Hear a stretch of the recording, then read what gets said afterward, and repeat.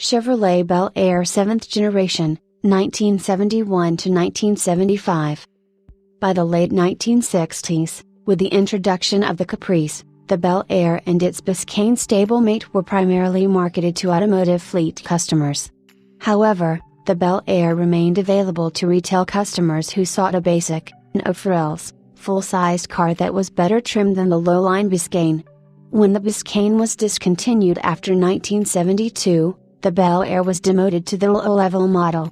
Bel Airs again used two segmented taillights as opposed to the triple segmented lights of higher-level Impala and Caprice models, except in 1972 when all models shared the same triple segmented lights mounted in the bumper. 1972 Chevrolet Bel Air 4-door sedan.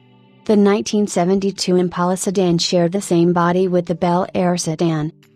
A 250 cubic inch 6-cylinder engine and 3-speed manual transmission with column shift remained standard equipment through the 1973 model year on sedans, with the 350 V8 and automatic standard on wagons. The turbo-hydromatic automatic had been the sole transmission choice on V8-powered Bel Airs since the spring of 1971, though the old 2-speed Power Glide was still offered with the 6-cylinder engine through the 1972 model year. Only about 1,400 cars were built with the inline 6 in 1973. The engine and manual transmission were shelved by the end of the model year, marking the last full-size body-on-frame American car to offer a manual gearbox. All Bel Air sedans built in 1974 to 1975 listed a 352-barrel V8 engine and turbo-hydromatic transmission as standard, with station wagons getting the 400 cubic inches, 6,600 cc, 4-barrel V8, again with turbo-hydromatic standard. The 400 V8 was optional on sedans and the 454 was available on both models. With the discontinuation of the Bel Air 2-door sedan after the 1969 model year, all U.S. market Bel Airs sold between 1970 and 1975 were 4-door sedans or station wagons, the latter carrying the Townsman nameplate from 1969 to 1972 and Bel Air from 1973 to 1975.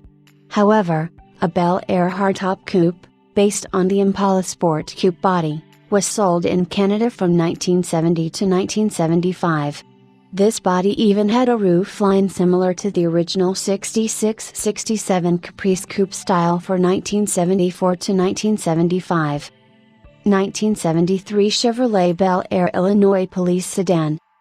Most other changes to the Bel Air during its final years were identical to the more expensive Caprice and Impala lines, some of which were mandated by government safety regulations in the U.S. that included 5 miles per hour, 8.0 kilometers per hour, front bumpers in 1973 and similar designed rear bumpers in 1974.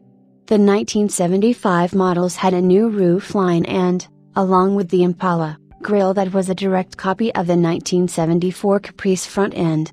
Inside, there were new instrument cluster markings, radio and climate control graphics, the speedometer read up to 100 miles per hour, 160 kilometers per hour, and had smaller numbers for kilometers per hour.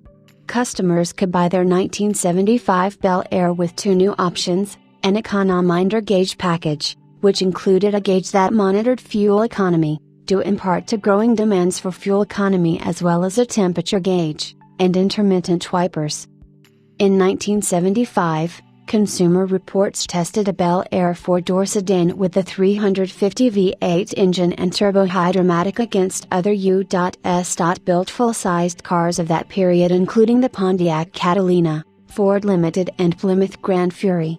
Although the car performed well in its tests and placed second to the Pontiac, Consumer Reports pointed out the Bel Air had less noise insulation and a less comfortable rear seat than its higher-priced siblings, and that a comparably equipped Chevrolet Impala, with additional sound insulation, an upgraded upholstery and seat padding, a $203 premium over the Bel Air, would be even closer to the Pontiac in overall quality.